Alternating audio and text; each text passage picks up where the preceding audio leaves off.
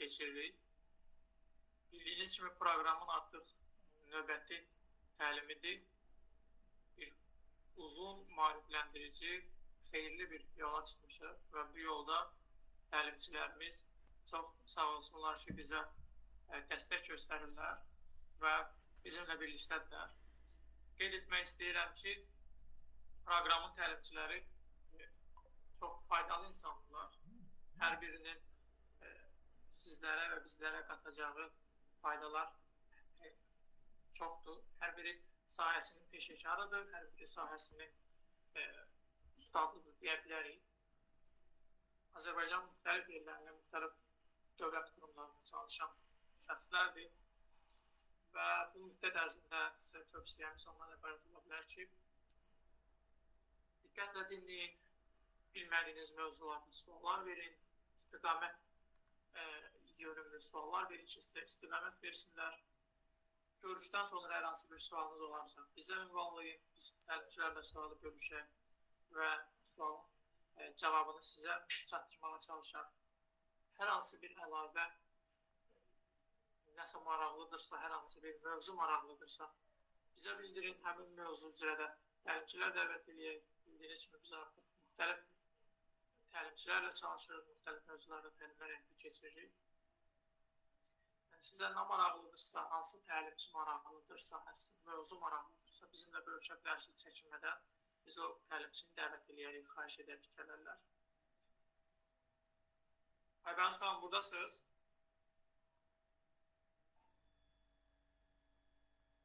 Təlimçimiz yönətmişdir.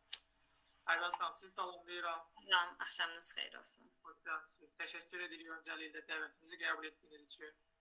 İnanırıq ki, bugünkü görüş faydalı olacaq. Buyurun, söz sizdə. İnşallah. Mən də hər birinizi salamlayıram. Düşünürəm ki, bu təlim hər birimiz üçün həm həyatımızda, həm iş karyeramızda böyük bir önəm daşıyacaq.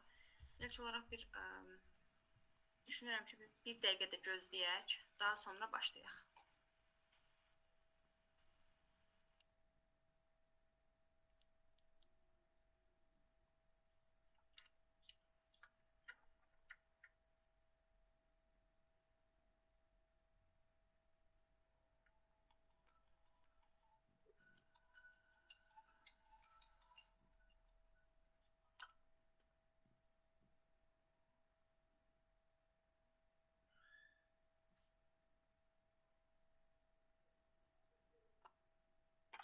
Bizdə burada belə deyim, bir təqdimat, əsas təqdimat olacaq. Sadəcə bir dənə video tarixi göstərmək istəyirəm. O təəssüf ki, atılmadı kompüterdə. Öncə telefondan qoşulub, daha sonra kompüterdən davam edə bilərik.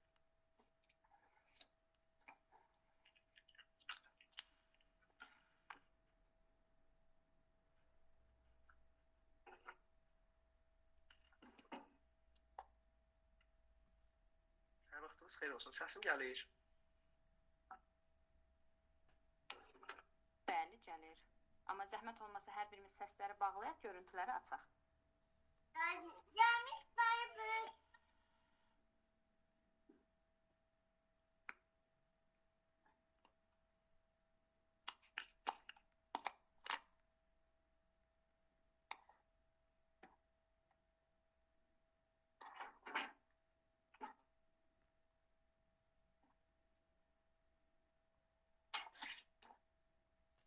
Aha, başlaya bilərik. İlk olaraq bir də hər birinizi salamlayıram. Sizdən xahişim görüntülərin açılmasıdır. Çünki burada sadəcə özüm danışıb, özüm eşitməyim. Daha səmimi olması üçün və deyəcəklərimizi qarşıdakı insanlarla real paylaşmaq üçün düşünürəm ki, görüntülərin olması önəmlidir. İlk olaraq özüm haqqında məlumat verim. Mən Bədalova Aybəniz. Hazırda İsmailli Dövlət Peşə Təhsil Mərkəzində təhsil alanlarla iş şöbəsinin şöbə müdürüyəm. Eyni vaxtda sahibkaram, kosmetika sahəsindədir, o sahədə də çalışıram və daha sonra təlimçilik fəaliyyəti ilə məşğul oluram.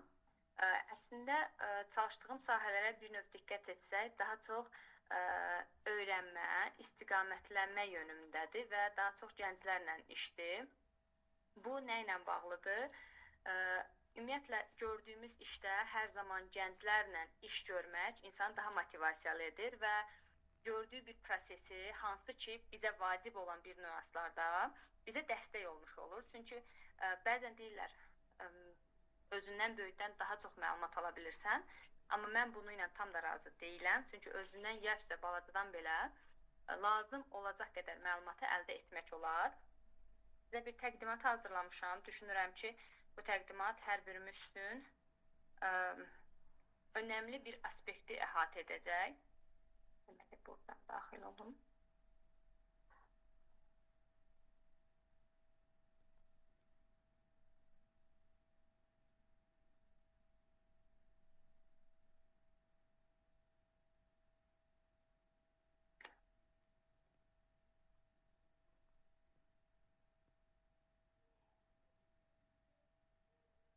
Ekranı görürükmü? Bəli. Əlam. Özüm haqqında sadəcə qısa bir məlumatı burada paylaşmışam.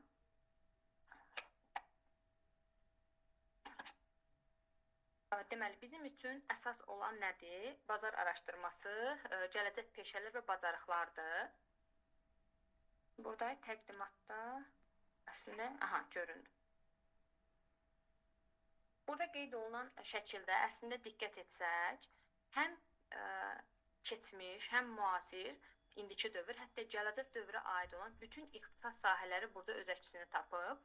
Ümumiyyətlə, bazar araşdırması nədir? Bazar araşdırması nə üçün vacibdir? Bu anlayışı birinci müəyyən edək. Desək ki, əgər bizim gördüyümüz bir işdə, bir prosesdə hansı ki bizə vacib olan nüanslar, məsələn, əmək bazarı, bazar araşdırılması qeyd olunarsa, burada iki əsas təhlili qeyd eləməliyik. Vacib olan birinci tələbdir, ikincisi təkliflərdir. Yaxşı, tələb nədir, təklif nədir? Biz istər iş sahəsində, istər gördüyümüz fəaliyyət sahəsində hər birində qarşılıqlı olaraq görülən işlər var. Buradan qaynaqlanır ki, bizə lazım olan, deyək ki, müştəri əsaslı danışsaq, təlim əsaslı danışsaq, qarşı tərəfin bir tələbi olur. Mən, məsələn, karyera məsləhətçisi olaraq hansısa bir təlim keçən zaman mütləq şəkildə biz müəyyən edirik. Təlim ehtiyacları nədən ibarətdir? Məsələn, biz də tələbələrlə işləyirik və orada əsas xüsusən tələbələr, məzunlarla işləyirik. Birincisi, tələbənin istək və arzularını müəyyən etməliyik. Nəyə ehtiyacı var? O, daha sonra ona uyğunlaşıb işə götürən müəssisə hansı tələb istəyir, onu uyğunlaşdırırıq və onların ikisinə də uyğun bir təklif hazırlayırıq. Çünki görülən işin əsas nüansını qarşılıqlı olaraq işə götürənlər və iş axtaranlar üzərindən gedəcək bugün. Hər bir tələbə, hər bir məzun çalışdığı iş, fəaliyyətdən asılı olmayaraq işə götürən və iş axtaran olaraq qeyd olunur. Burada əsas məqsəd nədir? Deməli, biz əgər tələbə isə təhsil alırıqsa, keyfiyyətli formada təhsil almalıyıq. Bu, peşə təhsili, kollec, ali təhsil, magistr, doktorantura hər biri üçün keçərlidir. Görülən işin əsasən keyfiyyəti önəmlidir. Yaxşı, biz bu keyfiyyəti artırmaq üçün hansı tələbləri qoyuruq qarşımıza? Əgər təhsil aldığımız bir sahə bizi gələcək peşələrdə, gələcək fəaliyyətimizdə uğurlu etmirsə, o zaman o sahəni sona qədər getməliyikmi? O sahə bizə yeni bacarıqlar öyrədirmi ki, bu suallar yaranır. Biz bunların, bu təlimin sonunda bunlar haqqında məlumat əldə edirik və daha sonra onları özümüzə müəyyən edirik. Keçən dəfəki təlimdə bir növ SWOT analizlə bağlı ümumi məlumat var idi ki, güclü, zəif tərəflərimizi müəyyən edəcəyik, təhlükələr və cizit deyək də belə, imkanlar və təhlükələri. Hazırda gördüyünüz bu şəkildə peşələr haqqında sadəcə bir prototipdir.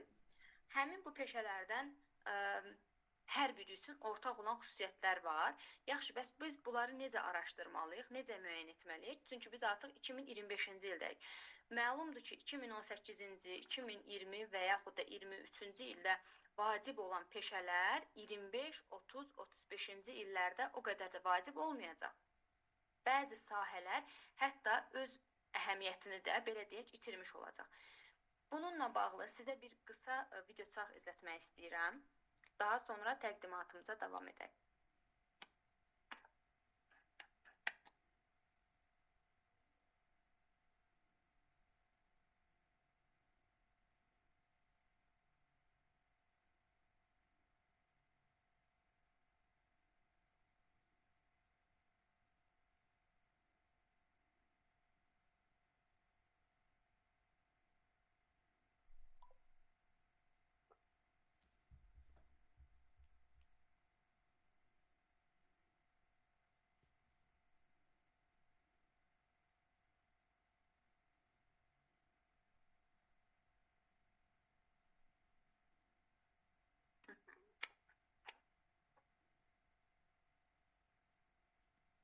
Video çarxı sonuna qədər gördükmü? Bəli. Təqdimata davam etməzdən öncə yoldaşlarımızdan, yəni təlimimizin aktiv keçməsi üçün soruşmaq istəyirəm. Burada ekranda gördüyüm, məsələn, Aycul xanım. Aycul xanımdan soruşmaq istəyirəm ki, Aycul xanım, gördüyünüz o videoda o video sizə nə təsir bağışladı və nə düşündünüz? İlk öncə salamlayıram sizə. Bu o təsir bağışladı ki, gələcəkdə və ya bir neçə il, yaxın illər ərzində artıq bəzi peşələrə ehtiyac olmayacaq və bunları hər birimizin, yəni insanların yerinə müxtəlif robotlar, avadanlıqlar yerinə yetirəcək ki, hazırki dövrümüzlə müqayisədə əvvəlki dövrü müqayisə etsək, yəni belə bir yeniliklər baş vermişdir. Ki, yəni müəyyən insanların yerinə yetirdiyi işləri hal-hazırda müəyyən qədər texnika və texnologiya yerinə yetirir. Qəşəng. İkinci, kimdən soruşaq? Burada adı yoxdur, təəssüf ki, amma 3-0 və Cloud yazılıb. Bir də o yoldaşımızdan soruşaq. Deməli, mən videoda əvvəlcə də sizə hər kəsi salamlayıram. Bu videoda yəni anladım ki, yəni gələcək günlərdə, yəni artıq müasir dövrümüzdə, yəni robotlar bizim yerimizə robotlar çalışacaqdan çox, yəni gələcək günlərdə, yəni bir Aygün xanımın dediyi kimi, yəni çox da peşələrdir, bu kimi şeylər yəni lazım olmayacaqdır. Təşəkkür edirəm hər ikinizə fikirlərinizə görə. Yaxşı, bir dənə belə bir nüans var idi orada, amma orada insan var idi. Həmin o videoda insanlar o prosesi idarə edirdi. Əslində hər işiniz məntiqi yanaşma olaraq, vizual olaraq izlədiyiniz videonu doğru yorumlamısınız, doğru təsbit etmisiniz. Burada əsas nüans nədən ibarətdir? Bəli, artıq gələcək zamanda hansı ki gördüyümüz o balaca robotlar iş fəaliyyətində insanları əvəz edəcək. Çünki artıq belə deyək, süni intellektin, elektronikanın, texnikanın bunların yarandığı yox, hətta ən pik nöqtəyə çatdığı bir dövrdəyik. Artıq müəyyən bir zaman sonra insanların əməyi fabrik zavodlarda var idi belə bir hal. Əl əməyindən maşın əməyinə keçməsi artıq bu daha da təkmilləşmiş olur. Əvvəl insanlar, məsələn, poçt var idi, belə deyək, poçtalyon var idi. Məktubları onlar aparıb paylayırdılar. Daha sonra artıq e-maillər formalaşır, yəni və yaxud da sosial şəbəkələr formalaşır, onun üzərindən göndərilir. Eyni ilə bu gördüyümüz videoda elədir. İnsanların əməyi əslində heç bir halda tükənmir. Orada diqqət etdiksə robotlar var idi, amma insanlar onları idarə edirdi. Nəzarət olaraq insanların əlindədir. Yəni biz həmin videoya baxan zaman bəzən təəssüflənə bilərik ki, robotlar artıq işləyəcək, insanlar işləməyəcək. Bunlara qarşı da bir ön işlərimiz, ön planlarımız olmalıdır. Deməli, burada əsas məsələ nədir? Bəzi peşələr var ki, həqiqətən də zaman keçdikcə bir müddət sonra azalacaq. Yox olacaq tam olaraq demirəm, amma azalacaq. Onların yerini robotlar təşkil edəcək. Amma müəyyən sahələr var ki, onlar həqiqətən də gələcək fəaliyyətimiz üçün çox önəm daşıyacaq. Məsələn, burada bir nüansı burada sizə göstərim slaydımızın digər hissəsində.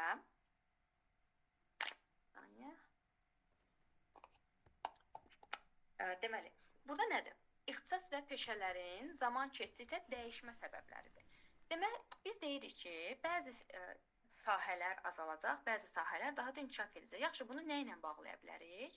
Birinci, ən əsas, texnoloji dəyişikliklərlə bağlıdır bu.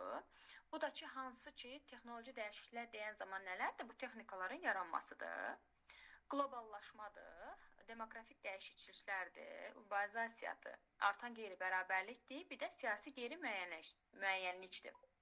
Burada əsas nüans nədir? Birincisi dedik ki, texnoloji dəyişikliklər. Yaxşı, bu nə deməkdir? Ümumiyyətlə, yeni texnologiyalar, hansı ki, köhnə peşələri sıradan çıxardır və artıq yeniləri yaranır. Bu, bizim istifadə etdiyimiz, hətta primitiv bir misalı gətirək. Paltar köhnəndə necə ki, təzəsini alırıq, eyni ilə bu da belədir. Texnologiya köhnəlir, xarab olur və yenisini əvəz etmiş oluruq. Burada əsas vasitə, məsələn, deyək ki, daha öncələr istifadə olunurdu iri masaüstü notebooklardan, arxası böyük, ekranı balaca, artıq sensorlandı, əllə idarə olunur. Və yaxud da əvvəl sadəcə kitablar var idi, indi e-booklar var, rahat formada dinləmək üçün olan formaları var. Bir növ insanların əməyini rahatlaşdırır. Burada nədir? Texnologiyalar, köhnə versiyalar, köhnə peşələr sıradan çıxardır və yeniləri yaranmış olur. Belə də fabrik işləri azaldılmış olur. Həm də, məsələn, belə bu dövr inkişaf etdikcə mütəxəssislərə tələbat artır. Çünki bir işi görmək üçün bizə vacibdir mütəxəssis, o işin ustadı olmaq. Nəzərə alsaq ki, eyni peşəni həmin qrupda 15 nəfər bitirir, eyni ali məktəbdə 30 nəfər bitirir, 50 nəfər bitirir, amma hər biri o ixtisası bilirmi? Yox. Burada əsas nədir? Gördüyümüz bir fəaliyyətdə, oxuduğumuz bir təhsildə bazar araşdırılması önəmlidir. Yəni, mən oxudurum, hansı ixtisasda oxumağımdan asılı olmayaraq, hansı sahədə oxumağımdan asılı olmayaraq araşdırma etməliyəm.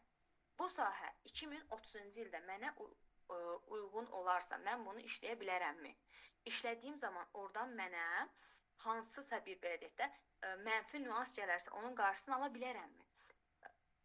Yenə deyirəm, müsbət və mənfiləri nəzərə almalıyıq. Çünki bir növ yol xəritəmizi müəyyən etməliyik. Daha sonra dedik ki, texnoloji dəyişikliklərlə bağlı hansı ki, rəqəmsal platformalar, yeni peşələrin yaranması. Daha öncəki zamanlarda ilk olaraq bildirim ki, mən tarix müəlliməsiyəm, bir növ tarixə bağlayacağam onu, qədim dövrdən müasir dövrə uyğunluğunu. Qədim zamanda insanlar şəkil çəkən zaman, fotoqraflarda belə də şəkil çəkirdilər. Həmin şəkil aparatın aşağı hissəsindən çıxırdı və gözləyirdi, belə qurudurdular, daha sonra bir şəkil çıxardırdılar. Amma indi və yaxud da qədim dövrlərdə ki, çox getməyəcək, harca 5 il, 10 il, 20 il geridən, bəlkə hər kəsin bir albomu var, amma artıq o albomlar sıradan çıxmış olur. Həmin dövrdə qalır, artıq insanlar şəkil çıxartmağın yerinə sadəcə telefonda bir albom bölməsi yaradır. Yəni, bu da yenilənmiş olur. Və yaxud da bunlar düşünə bilər ki, insanlar sonra silinər, silinməsin deyənə drive yükləyirlər. Yəni, bir növ müasirləşib, daha sonra onu itirməməyin yollarını axtarırlar və belə olduqda, məsələn, sosial media meneceridir, məlumat analitikası yaradılır. Sosial media sahəsində irəliləyişlər olur. Artıq insanlar sadəcə bir poster hazırlamaqla bir məlumatı ötürə bilirlər. Reklam və yaxud da antireklam olaraq. Daha sonra süni intellektiv bəzi işləri əvəz edir, amma onlara nəzarət, eyni vaxtda hansı ki, inkişaf etdirəcək ixtisaslara da ehtiyac yaranmış olur. Bir işi, bir prosesi, hansısa bir proqram əsaslı etsək belə, daimi olaraq biz onu nəzarət etməliyik. Artıq bu şəxslər adlanır mütəxəssislər. Artıq bir növ bacarıq yaranmış olur. Daha sonra orada qeyd etdiyimiz digər nüans qloballaşma, demoqrafik dəyişikliklər də bu nə ilə bağlıdır? Bəzi ölkələrdə var ki, hansı ki, yaşlanan əhalinin səviyyəsi, yaşlı əhalinin sayı daha çoxdur və gənc nəslə ehtiyac yaranır axı. Həmin o gənc nəsil digər ölkələrdən gəlmiş olur. Məsələn, internet üzərindən daimi diqqət mərkəzindədir ki, Kanadada, Polşada, digər ölkələrdə filan ixtisaslı kadrlar axtarılır. İnkişaf etmiş, inkişaf etməkdə olan ölkələrdə bəyəm yoxdurmu? Var. Amma artıq burada dediyi demografik dəyişikliklər, yəni insanlar müəyyən bir yaş aralığından sonra nəslin artımını davam etdirmədiklərinə görə orada gənc nəslə kənar ölkələrdən ehtiyac yaratmış olurlar və yaxud da gənc nəsil yeni texnologiyalarla daha yaxşı öyrəndiyinə görə, daha meyilli olduğuna görə bu sahələri daha yaxşı bilirlər. Nəzərə alsaq ki, məsələn, 60 yaşlı bir müəllimlə 40 yaşlı, 35 yaşlı bir müəllim müəyyən qədər fərqlənmiş olur. Əlbəttə, savad baxımından nəzərdə tutulmur. Texnologiya baxımından nəzərdə tutulur.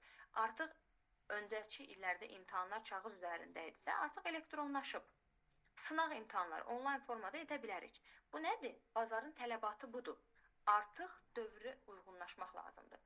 Daha sonra sadəcə Azərbaycan daxilində nəzərdə tutmamalıyıq. Məsələn, deyək ki, beynəlxalq arenaya çıxmaq istəyirik və beynəlxalq əmək bazarlarını bir-birinə bağlamaq, onlarda hansı ixtisas sahələri var, nələr var, onları öyrənmək istəyirik. Burada mütləq şəkildə dil faktoru əsas rol oynayır.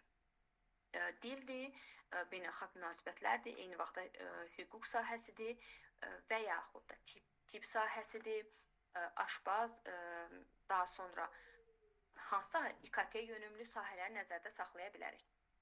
Bunların hər birində əsas nüans gördüyümüz işin araşdırılması, aldığımız təhsilin araşdırılmasıdır. Digər bir nüans isə dedi ki, iqlim dəyişikliyi nəzərə almalıdır. İqlim dəyişikliyi ki, ekoloji problemlərdir ki, və yaşıl enerji. Ətraf mühitlə bağlı olan bütün ixtisaslar ön plana çəkilir. Bildiyimiz kimi, insan nə zaman yaşayacaqsa, mütləq şəkildə iqlim dəyişikliyi olacaq, ekoloji problem olacaq. Bunlarla bağlı hansı işlər görülməlidir? Əlbəttə ki, biz yanğın olan zaman sadəcə gördüyümüz bir avadanlığı və yaxud da hansısa bir nələrlənsə aparıb onu söndürmürük, artıq qurğular yaranır. Hətta bir nüansı bildirmək istəyərəm ki, hakatonun birində belə bir layihə irəli sürmüşdülər. Hardasa 15-16 yaşlı gənclər olardı. Yanğınlar zamanı dairəvi bir halqa hazırlamışlar. Havanın üstündə, o yanğın yerinin üstündə eyni vaxtda istiqamət olaraq yüksək sürətlə həmin o yanğınları söndürə biləcək bir filtr deyək də, bilmədim o tam adı nə idi, həmin o hissədə o yanğını söndürə bilirdilər. Bu işdə, məsələn, düşünsək ki, biz bunu edə bilərik. Əlbəttə, maliyyə baxımından çox düşünülür. Amma əsas faktor nədir? 15-16 yaşlı gəncin onu düşünməsidir. Belə bir ideya yarada bilərik. Burada əsas qaynaq rolu nədən ibarətdir? Araşdırmaq. Araşdırma edən hər bir insan öz fəaliyyətində, gördüyü işdə mütləq şəkildə digərlərinə nisbətən daha uğurlu olacaq, rəqabətə meyilli olacaq. Bizim də əsas faktorumuz, bu həyatda qalmağın, belə deyək, gördüyümüz fəaliyyət əsas faktor nədir? Rəqabət. Rəqabət üstünlüyü, əlbəttə ki, real rəqabətdən söhbət gedir. Daha sonra digər aspektimiz isə insanlar daha çevik və yaradıcı və mənalı işlərə yönəlirlər, hansı ki, bu da bəzi ənənəvi peşələrin nüfuzunu azaldır, yenilərini yüksəldir. Bunlar nədir? Yaradıcı peşə deyən zaman, məsələn, hansı bir sahə nəzərdə tutacaq? Deyək ki, nəzərə alaq bizim öz peşə sahəmizdən aşbaz sahəsini götürürəm. Aşbaz sahəsi insan nə zamana qədər yaşayacaq, aşbazlıq hər zaman olacaq. Burada əsas faktor nədən ibarətdir? İnsanın qida ehtiyacının müəyyən edilməsidir. Əlbəttə, burada artıq yeni yaradıcı ideya əsas tutur. Ənənəvidən kənar, satış işində də istiqamət verərək araşdırırıq. Məsələn, mən bir aşbaz olaraq nəyi sata bilərəm? Nəyi daha yaxşı təqdimat edə bilərəm? Nəyi daha yaxşı bir növ bazara çıxarda bilərəm? Çünki insanlar, əgər bu işi mən özüm üçün edirəmsə və yaxud da tarixdə belə bir şey vardır, natural təsərrüfat, mal mübadiləsi edirəmsə, sadəcə bu işi görürəm, onun qarşılığını alıram, indi ona barter deyilir və yaxud da onlar da mənə bunun qarşılığında bunu verirsə, yox. Əgər mən özümü, öz şirkətimi qurmaq istəyirəmsə, beynəlxalq arenaya çıxmaq istəyirəmsə, gördüyüm bir işi daha mükəmməl formada təqdim edib özümü tanıtmaq istəyirəmsə, mütləq araşdırma etməliyəm. Araşdırma edən zaman biz sadəcə özümüz üçün olan nüansları deyil, mütləq şəkildə pəncərədən kənara da baxmalıyıq. Məsələn, hansısa bir ixtisasdan danışırıq, hansısa bir işdən danışırıq. Burada əsas faktoru necə müəyyən edəcəyik? Məsələn, hansı sahə sizə daha maraqlı olar? Bunun bir dənə qeyd edək, burada yerini dəyişirəm.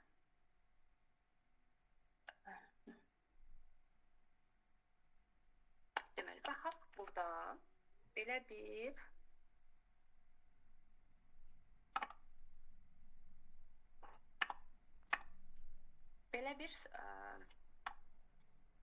ixtisaslar qeyd eləmişik.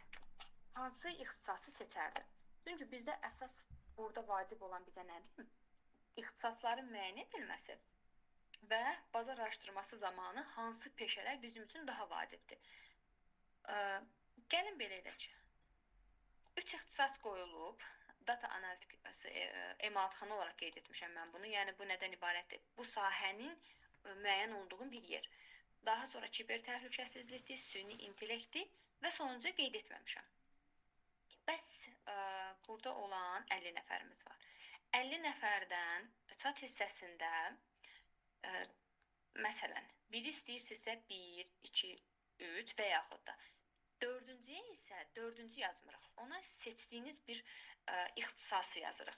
Təxmini olaraq 20 saniyə qeyd eləyək və hər kəs zəhmət olmasa hansı sahəni seçmək istəyirsəm, məsələn, deyək ki, mən olsaydım bu ixtisası seçərdim. Mən olsaydım bu ixtisası övladıma tövsiyə edərdim. Burada əsasən deməli IT, qida mühəndisliyi var, süni intellektlə bağlı təhsil almaq istəyən var. Ramiba yazıb ki, mən Peşə Tədris Mərkəzinin karyera mütəxəssisiyəm. Uğur olsun inşallah sizə. Sahibkarlıq yönümdə qeyd edilənlər var. Daha sonra kiber təhlükəsizlik. Satış bacarığı, bəli, kiber təhlükəsizlik.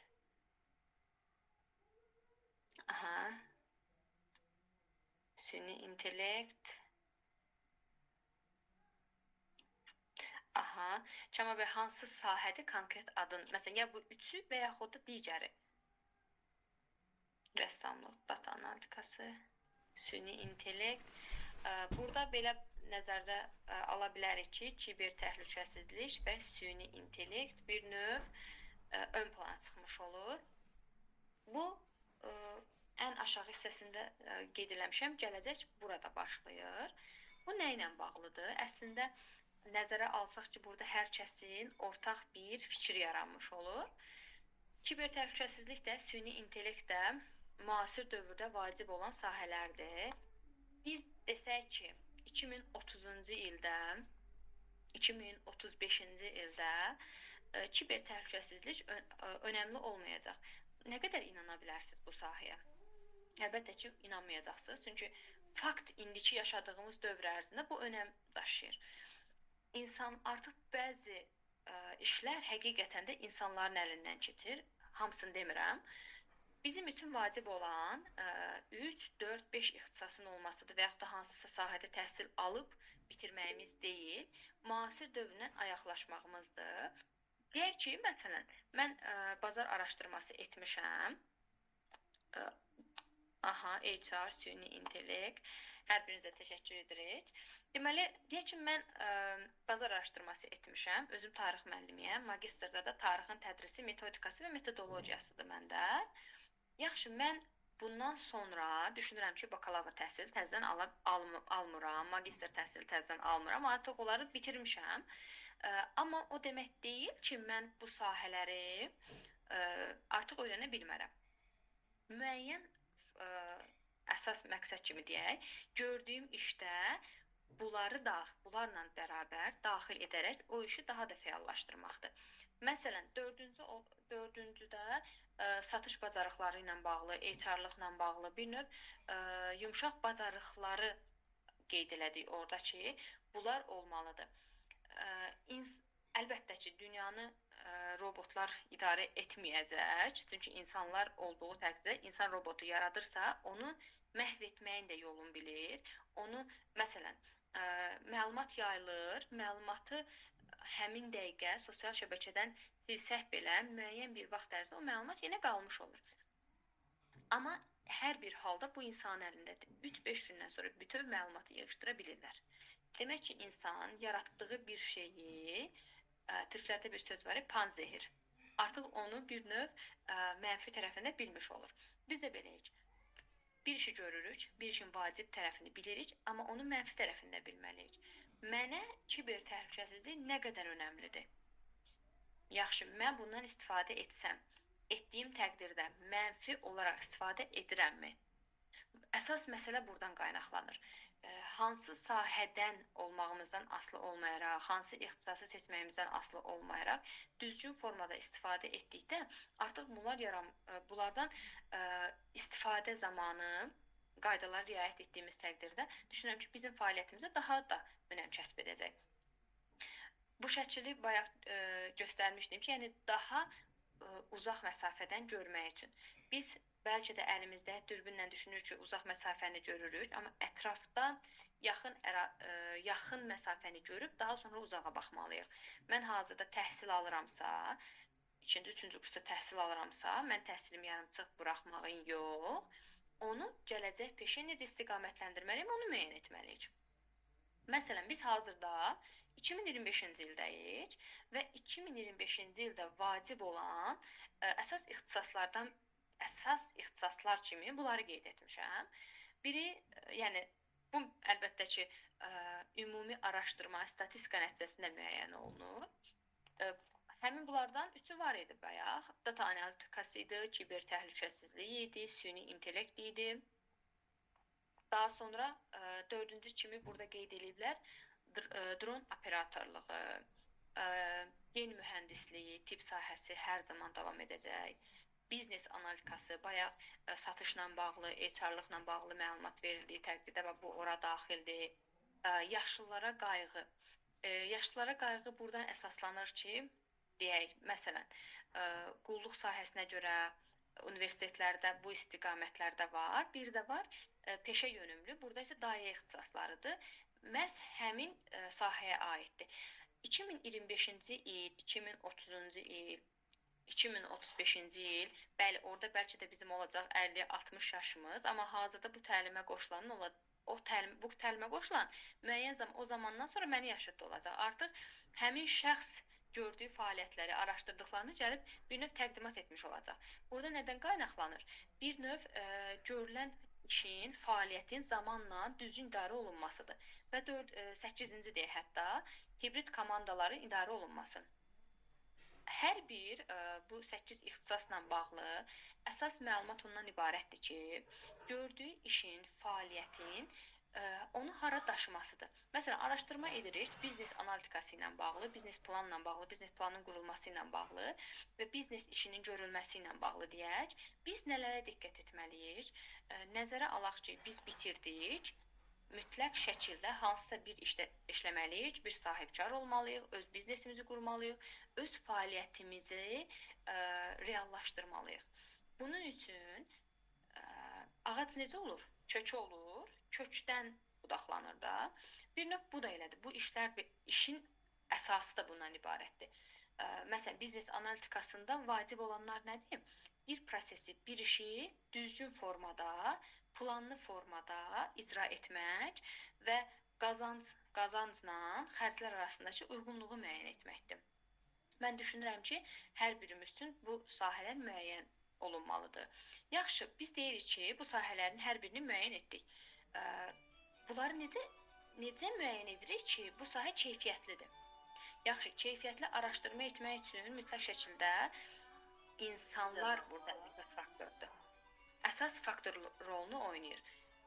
Və yaxud da bir araşdırma edirik deyək ki, biz onu qısa müddətli araşdırma etsək daha uğurlu olar, yoxsa uzun müddətli? Əslində görülən bir işdə uzun müddətli araşdırma daha effektiv rol oynayır. Və bir də burada əsas faktor davamlı olmasıdır.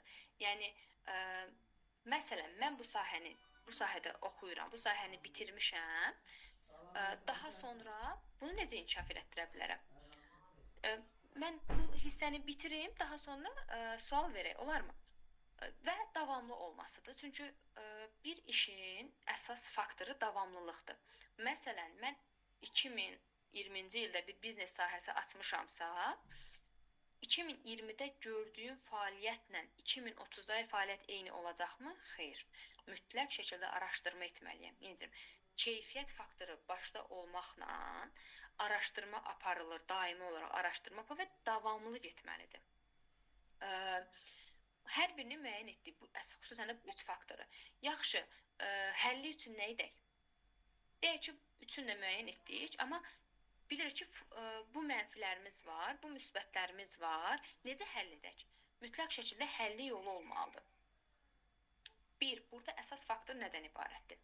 Bazar araşdırmasında, xüsusən də hansı peşələrin peşələr olmasından ilkin variant olaraq araşdırmanın məqsədini müəyyən etməliyik. Məsələn, araşdırmanın məqsədini müəyyən etdik və əhatə dairəsini müəyyənləşdirdik. Deyək ki, gördüyümüz sahədə, məsələn, bir təlim keçirik, orada yaş aralığı qoyurlar ki, 15-35 yaş aralığı. Və yaxud da hansısa bir vasitəni satırlar, hansısa bir mexanizmi düzəldirlər, qeyd edirlər ki, 35-40 yaş aralığında şəxslər bundan istifadə edə bilər. Konkret olaraq burada əsas faktor nədir? Əhatə dairəsidir. Yəni, kimlər bundan istifadə edə bilər? Daha sonra verilmiş məlumatlarımız var. Deyək ki, biz olaraq tapdıq, araşdırdıq. Həmin o məlumatlar bizim üçün effektiv olacaqmı? Effektiv istifadə edə biləcəkmi? Keyfiyyətli formada olurmu? Biz onu avtomatlaşdıra bilərikmi? Sürətli formada. Kimsə bizdən, hansısa bir şirkət sahibiyik, bir fəaliyyət sahəsində çalışırıq, müəyyən bir aralıq verilir bizə. Deyək ki, məsələn, 10 gün qeydiyyat, elə məsələn, bu təlimin özündən götürək. Deyək ki, 10 gün vaxt verilir ki, bu qeydiyyat vaxtı var. Qeydiyyat vaxtı bitdikdən sonra həmin prosesi biz sürətləndirmiş oluruq da ki, qeydiyyat vaxtı var, son yerlər qalıb, həmin onları nəzərə almaq lazımdır və yaxud da gördüyümüz bir işdə kiçik miqyaslı və yaxud da böyük miqyaslı olmasını müəyyən etmək üçün mütləq şəkildə sürətləndirmə etməliyik. Bu nədən ibarət? Sürətləndirmə yaxşı necə edirik? Araşdırmaq. Hər bir işin əsasında dayanır araşdırmaq. Yaxşı, araşdırdıq. Sonuncu olaraq nəticəyə gəlmək üçün nə etməliyik? Öncədən də bunu bildirdik. Davamlı araşdırma etməliyik. Araşdırma ilə başlayırıq, sonuncusu davamlı araşdırma ilə davam edirik. Çünki bir işin, bir faktoru müəyyən edən zaman nələrə diqqət etdiyimizi özümüz də qeyd etməliyik. Daha sonra, yaxşı, hər birini müəyyən etdik, hər şey öz yerinə. Bəs nəticəmiz necə olacaq? Biz orada 8 sahəni qeyd edirik, amma əlbəttə ki, ixtisas sahələri olaraq 8 deyil. 88, 108, həddindən artıq çox sahələr var. Onlar da şaxələnir və qollara bölünmüş olur. Yaxşı, nəticə nədən ibarət olur? Ümumiyyətlə, müasir biznes dünyasında nələr olmalıdır? Qoyun bunu buradan qeyd edeyim.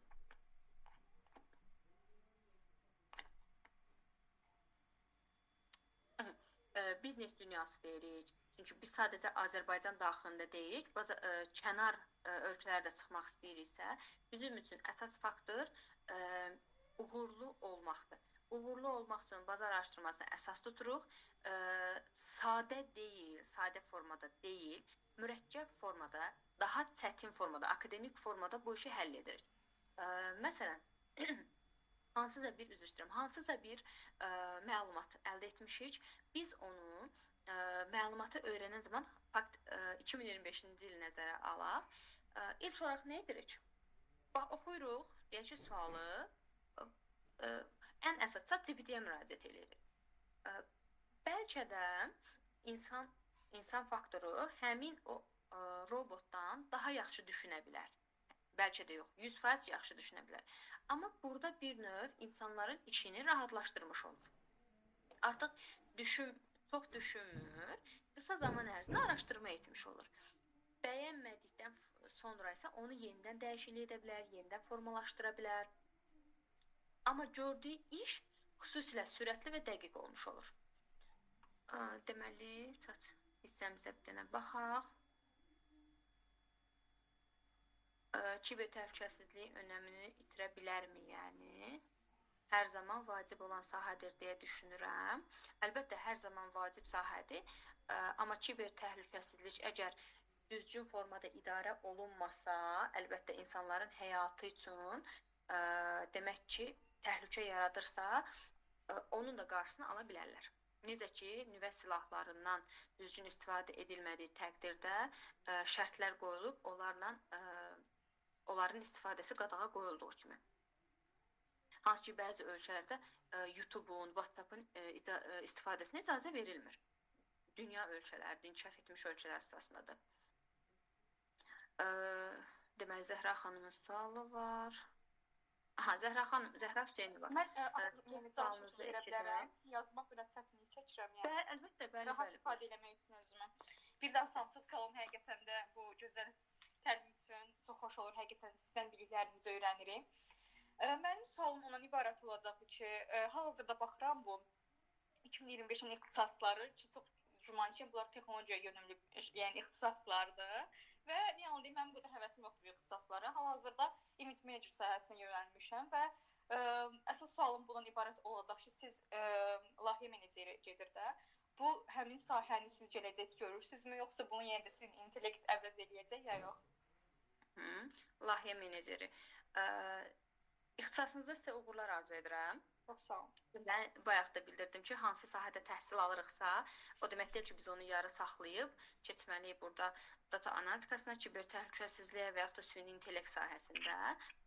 Amma nəticə olaraq itirilməyən sahələrdən biri texnikalarla bağlıdır, digər hissəsi sosiallıqla bağlıdır. Çünki insanlar daimi yaşadıqca mütləq şəkildə o önəm daşıyacaq. Amma burada əsas faktor nədən ibarətdir? Gördüyünüz bir işdə, gördüyünüz bir fəaliyyətdə layihələrin idarə edilməsi deyək, o özü ümumiyyətlə böyük bir mövzudur, amma bir nüans kimi keçsək, layihələrin idarə olunmasında belə mütləq şəkildə texnikalardan istifadə edəcəksiniz. Demirəm ki, kiber təhlükəsizlikdən istifadə edin, yox. Amma müasir dövrünə ayaqlaşmaq istəyiriksə, tanıtım etmək istəyiriksə, bayaq qeyd etdik, orada sosial media, sosial sahələr önəmli aspektdədir. Qeyd edim ki, dondum. Yəqin internetlə bağlıdır. Donmamışsınız hal-hazırda. Yəqin kəsin pulundan əlaqəsi var. Bəlkə də olar. Burada əsas fakt nədən ibarətdir? Əgər siz bu sahədə, məsələn, mən özüm də bildirdim ki, tarix müəlliməsiyəm. Burada əsas faktor müasir dövrünə uyğunlaşmaqdır. Kompüter biliyi əsas şərt daşıyır, proqramları bilmək əsas şərt daşıyır, təqdimat etmək bacarığı əsas şərt daşıyır. Məsələn, mən burada 2 saat danışsam, düşünürəm ki, o qədər maraqlı olmaz. Məsələn, sual-cavab müəyyən qədər maraqlı olur. Amma göstərilən təqdimat, vizual olaraq onları bir-birinə əlaqələndirmək, müqayisə etmək gördüyümüz işi daha keyfiyyətli edir. Bu sizin sahə üçün də bağlıdır. Bir layihə hazırlayırsınızsa, mütləq şəkildə kompüterdə hazırlamalısınız, texnikalardan istifadə etməlisiniz. Yenə deyirəm, kiber təhlükəsizlik yox, süni intellektin pik nöqtədə yox, hansısa proqramlaşdırma yox. Amma hansı istiqamətdə gedirsiniz, gedin, texnikadan istifadə edin. Texnika deyən, yəni bu texnologiya nəzərdə tutulur. Texnologiya, İKT sahəsi bundan sonraki, hətta 2020-dən götürək biz, 2020-dən bəri sürətli formada gedir. Biz, biri var, Hindistanda idi, səhv etmirəmsə. Azərbaycanda belədir. Qatar gedir, qatar gəlir, dayanır, qapılar açılır, insanlar daxil olur, sonra qapı bağlanır. İndi qapıları saxlayanlar falan da var, onları nəzərə almırıq əlbəttə ki. Amma Hindistanda, Çinin bəzi yerlərində belədir. Qatar gəlir, dayanmır. Kim həmin qatara minə bildi, mindi. Minmədisə, biri onun əlindən tutur, içəri aparır. Necə bu formadadır da. İçəridə olmaq daha yaxşıdır, nəinki o qapının ağzında qalmaq. Yəni, o da biraz müvət. Bir də var, qapının çölündə qalasınız. Ki, o qatar gedəndə orada divara dəymə ehtimalınız da var. Bunu ən, belə deyək də, satirik formada nə üçün dedim? Hansısa bir sahədə çalışsaq belə, bunu nəzərə alın. Müəyyən qədər də olsa onu nəzərə almalısınız. Çünki biri sizin yanınızda süni intellektlə bağlı ChatGPT-ni açıb bir məlumat yazanda belə deyir ki, məsələn, mən bilmirəm də, bir qəribə olursun ki, necə olur onu bilmir. Gəl öyrədim. Digər bir bax. Ən azından maraqlı olaq o sahə. Çünki layihələrin idarə edilməsi çox maraqlı sahədir. Mən onu desəm ki, tam mükəmməl formu bilirəm, yox. Amma mənə görə o çox maraqlıdır. Mənim üçün də ona görə bu sahəyə yönəlmək istəyirəm. Və dedim, yəni onsuz da elə bütün sahələrdə sən artıq süni intellekti ortalığa qoymalısan və istifadə etməlisən. Yəni indiki dövrdə beləsi mən 5-10 il sonra fikirləşə bilmirəm yəni. Sadəcə bəzən düşünürəm ki, məncə ümumiyyətlə elə bir şey olmayacaq. Yəni süni intellekt həmin o sahəni yəni tam ələ keçirə bilməz. Çünki ortada bir sosiallaşma var və artıq insanlara ehtiyac olunur. Ona görə düşünürəm ki, artıq gələcəyin ixtisası olaraq da bəlmələnir. Sadəcə məsələn bəzi sahələr var ki, mənim düşüncəm, məsələn mühasibatlıq ki, artıq burada insana ehtiyac yoxdur, kompüterlər bunu həll edir və məncə gələcəkdə daha aşağı, necə deyim, çox da tələbat olmayan, insanın tələbat olmayan ixtisaslardan biridir. Mənim düşüncəm. Deyirəm, bizdə məsələn deyirəm, hansısa bir işdə, hansısa bir fəaliyyətdə müəyyən qədər araşdırma edirik. Araşdırma edilir, həmin məlumat verilsə belə, məsələn, bir robot nə qədər formada düzgün hesablama etsə belə, etdiyi bir yanlış, onlar ən azından ya şarj aləti və yaxud da bir batarika nəyinəsə işləyə bilir, xarab olma ehtimalı daha çoxdur. Ona görə mühasibatı sahəsi nə qədər desək ki, gələcək zamanda azalacaq, biz qarşıdakı olan 10 il ərzində bu yoxdur. Yəni bunu nəzərə ala bilər. Çünki indi qəbul olsa belə mühasib 4 ildən sonra bitirir və hələ onun bir 6 il işləmə şansı qalır və artıq o prosesi proqramlaşdırmış olur. İnsanlar da belə kompüter işləyən zaman işini rahatlaşdırır. İndidən tam olaraq desək ki, bu sahə ləğv olunacaq, yox. Amma ən azından gələcəyi görmək üçün müəyyən qədər çalışmaq daha önəmlidir. Düşünürəm ki, sualınıza kifayət qədər məlumat vermiş oldum. Çox sağ olun. Xoş oldu Əkrəm, xoş məlumatlar üçün. Çox faydalı oldu mənim üçün. Çox sağ olun. Təşəkkür edirəm. Belə bir sualımız var. Hörmətli Bənzi xanım, təqdimat üçün təşəkkür edirəm. Gələcək bacarıqları müəyyən etmək üçün fikirlərinizi gəzərəm üçün mühüm töhfə verəcəyinə inanırıq. Çox sağ olun, təşəkkür edirəm. Sual, sizcə bizneslər arası, eləcə də insanlar arası əməkdaşlıq biznesin inkişafına necə təsir edir? Deməli, bizneslər arası əməkdaşlıq və yaxud da insanlar arası əməkdaşlıq deyən zaman mütləq şəkildə burada biz bunu bazar araşdırmasına bağlayaq. Əməkdaşlıq etdiyimiz təqdirdə yeni fikirlər, yeni ideyalar formalaşmış olur. Yaxşı, bəs əməkdaşlıq ümumiyyətlə nədir? Biz bunu tələbə və təhsil alanlar və işə götürənlər olaraq nəzərdə saxlayaq. Bir işi görən zaman mütləq şəkildə qeyd etmişdik və tələb və təklif əsas rol oynayır. Əgər əməkdaşlıq ediriksə, bizim tələbimiz və təklifimiz eyni vaxtda qarşı tərəfin tələbi və təklifləri əsas rol oynamalıdır. Necə deyərlər, bir işi aparmaq üçün əgər bərabər gedirsənsə, eyni yolu bərabər addımlamalısan. Məsələn, işə götürən müəssisə deyir ki, əməkdaşlıq edirik deyək, işə götürən müəssisə deyir ki, bizim yanımıza göndəriləcək olan işçi mütləq şəkildə bacarıqlı olmalıdır öz sahəsində. Daha sonra, məsələn, deyək ki, elektrik qaz qaynaqçısı götürürük. Əgər çox mükəmməl formada ünsiyyət qabiliyyəti varsa, etik çərçivədə danışırsa, bunları yerli yerində edirsə, amma deyək ki, o öz sahəsini bilmirsə, bizdə olan əməkdaşlıq müəyyən qədər aşağı nəticə vermiş olacaq. Burada əsas faktor nədən ibarətdir? Tələb və təklifləri, ehtiyacları düzgün müəyyən etmək, əməkdaşlıqları müəyyən etməkdən ibarətdir. Bilmirəm, sizin bu sualınıza nə qədər cavab verə bildim, amma əməkdaşlıq biznesin inkişafında xüsusi aspekt daşıyır. Görülən işin keyfiyyətli yerinə yetirilməsində, fərqli dünya görüşlərinin olmasında, eyni vaxtda həmin o işin daha geniş əhatə dairəsinə yayılmasında və reklam işində, tanıtım işində əsas rol oynayır. Digər bir sual isə, sual 2, çalışdığınız İsmail Dövlət Peşə Təhsil Mərkəzində məzunların sahibkarlıq bacarıqlarının inkişafı üçün hansı addımlar atılır? Deməli, burada əsas faktor biz qeyd elədik ki, biz işi gördük, biz təhsilimizi aldıq və sonda o sahibkar olaraq yetişməlidir, öz işini qurmalıdır, öz fəaliyyət fəaliyyəti istiqamətində işləməlidir. Yaxşı, sahibkar olmaq üçün nə etməlidir desək, birinci olaraq sahibkarlıqda əsas faktor birinci özünü tanımadan ibarətdir.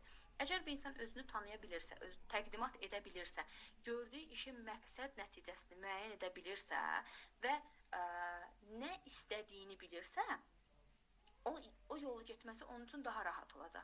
Çünki sahibkarlıq bir işi sahib olub, ona yiyələnmək və onu daha da təkmilləşdirməkdir. Əgər bir işə dərindən, kökündən bilmirsə, bayaq da belə bir misal gətirdim, ağacın kökü dərində olur və o artıq budaqlanmış olur. Eyni ilə bu məzunlara da aiddir. Çünki məzun ora tələbə olaraq gəlir. Tələbəni biz 1 il, 2 il, 3 il, 4 il, məsələn, ali məktəbdə 4 ildir. Amma peşə sahəsində fərqli, hətta 6 ay belə var. 1 illik, 3 illik, 4 illik ixtisaslarımız var. Məsələ oradadır ki, uzun müddətli ixtisaslarda o prosesi aparmaq daha rahatdır. Çünki az yaşından gəlir və yavaş-yavaş öyrədilir. Bir də var, məsələn, 1 illik sahədə bitirənlər, deyək ki, aşbazdır, deyək ki, turizm sahəsindədir. Həmin tələbə artıq müəyyən bir yaş kateqoriyasındadır. 25-30 yaşında bir tələbə gəlirsə, o təhsili alırsa, düzdür, bir növ rahatdır, nə baxımdan artıq özünü tanımış olur. 25 yaşında gəlib turizm sahəsində təhsil alsa, demək ki, istiqamətini bilir ki, mən bitirəndən sonra mehmanxana sahəsində çalışmalıyam, turizm sahəsində çalışmalıyam. Bir növ sahibkarlıq üçün əsas faktor nədir? Bir, mənə görə əlbəttə bu belədir, indi düşünürəm ki, fərqli ola bilər. Birincisi, məqsədi olmalıdır insanın. Özünü tanıdın mı? Daha sonra sən onun məqsədini müəyyən et. Mən məqsədim var, hara nəticələnəcəm? Riyaziyyatda belə bir var idi, A nöqtəsindən B nöqtəsinə getmək. Bu da elədir. A nöqtəsindən B nöqtəsinə gedən zaman o aralıqda olan xətlərdən istifadə edərək ora tapmalıdır. Məqsəd və nəticə. Biz özümüz şəxsən hansı işləri görürük deyiriksə, tələbələrlə təlimləri müəyyən edilməsi, hətta belə bir sual keçmiş, təlim ehtiyaclarının müəyyən edilməsi ilə bağlı. O istiqamətlər görüşlər keçirilir, işə götürən müəssisələrin rəhbərliyi ilə görüşlərin təşkil olunmasıdır. Bu yaxında forumumuz olacaq, hansı ki, işə götürən müəssisələrin rəhbərləri gələcək, onlar öz təcrübələrindən həmin o tələbələrə danışacaq ki, daha sonra onlar özlərini orada görə bilsinlər. Bir dəfə, səhv etmirəmsə, mühasibat qrupundaydı. Lövhədə belə bir şəkil çəkmişdik. Deməli, lövhənin bir tərəfində peşə məktəbinin şəkli idi. Əlbəttə, bu prototip idi, sadəcə balaca bir şəkil idi. Digər istiqamətində isə 2 peşə məktəbi boyda bir universitet şəkli çəkmişdi və ora yazmışdıq ki, universitet, bir peşə məktəbi və oradan ora xətti düz qoyub, fərqli-fərqli belə istiqamətlərdə göstərmişdi, qırıq-qırıq. O tələbənin biri qayıtdı ki, müəllim, indiyə qədər, 2-ci kurslar idi. Dedi, indiyə qədər göstərilən bu müqayisəni heç kim belə mükəmməl formada göstərməmişdi ki, bizim məqsədimiz ora getməkdir, universitetə getməkdir. Orada əsas faktor, əlbəttə olan universitetə gedib getməməyi onların özündən asılıdır, amma mən düşünürəm ki, bir sahəni müəyyən müddətdə biləndən sonra onu inkişaf etdirmək daha rahatdır. İsmayıllıda bir işi görmək 3-ə, 5-ə, 10-a bərabərdirsə, Bakıda 20-yə, 30-a bərabərdir. Xarici ölkəyə çıxmaq isə 50-yə, 60-a bərabərdir. Yəni, sahibkarlıq istiqaməti geniş bir anlayışdır. Amma bildim, məhz bu şöbəmiz də yeni yarandığına görə, amma düşünürəm ki, ilkin variant kimi xüsusən tələbələrlə davamlı iş, burada da əsas faktordur, davamlı işlərin görülməsi, mentorluq görüşlərinin aparılması, təlim ehtiyacları, təlimlərin müəyyən edilməsi, hətta ancaq öyrətmək deyil, biraz da əyləncə xarakterlidir ki, insan əyləncə xarakterli, məsələn, ekskursiyalardır, infoturlardır, səfərlər zamanı daha maraqlı öyrənə bilər. Mən düşünürəm ki, getdiyimiz istiqamət doğru istiqamətdir və bu suala da müəyyən qədər cavab verdik. Əgər sizi qane etsə bir belə plus qoymanız mənim üçün kifayətdir. Təşəkkür edirəm, maraqlı mövzudur. Slaydı göndərəcəksiniz. Əgər istəyərsinizsə, bəli, heç bir problem yoxdur, göndərərəm. Digər bir sualımız, Əvəz xanım, süni intellektin bu qədər inkişaf etdiyi bir dönəmdə insan əməyinin daha az endirildiyi zamanda informatikanın bir fən kimi ali məktəb ixtisasında seçilməyi nə dərəcədə uğurlu seçim olar? 98.5% uğurlu seçim olar deyirəm. O dərəcədə düşünün artıq. Çünki kompüter dövrünü nəzərə alsaq, daimi olaraq kompüterlə işləmək və o işi inkişaf elətdirmək ən mükəmməl formalı, ən yaxşı ixtisaslardan biri ola bilər deyə düşünürəm. Həm öyrədirsiniz, müəllim olaraq da müəllimlik sahəsi onsuz da heç bir halda itmir. Çünki insan, məsələn, təlimlərə qoşuluruq, qarşıdakı insan robot olaraq danışanda heç kimə maraqlı gəlmir, amma canlı olaraq çox adında dedim, müəllim biz onlayn qoşulmaq istəmirik, biz real olaraq qoşulmaq istəyirik. Bu pandemiya vaxtında da belə idi, ondan sonraki dövrdə də belədir, bundan sonra da belə olacaq. Yumşaq bacarıqlar deyilir, müəllimlərdə yumşaq bacarıqlar daha çox olur. Ona görə müəllim ixtisası, xüsusən informatikası da uğurlu ola bilər deyə düşünürük sizin üçün. Şagirdlərim hal-hazırda şübhə ilə yanaşır və tərəddüd edir bu ixtisasla bağlı süni intellekt, robot texnikası sıradan çıxarıla bilər sahədir. Bununla bağlı bir təlim keçə bilərəm sizin o şagirdlərinizə, əgər uyğun olarsa danışa bilərsiniz Günay xanımgillə. Bəs HR-ın gələcəyini necə görürsünüz? Mən özüm 2 il, ay yadımdan çıxıb, 2 ildən çox HR sahəsində çalışmışam.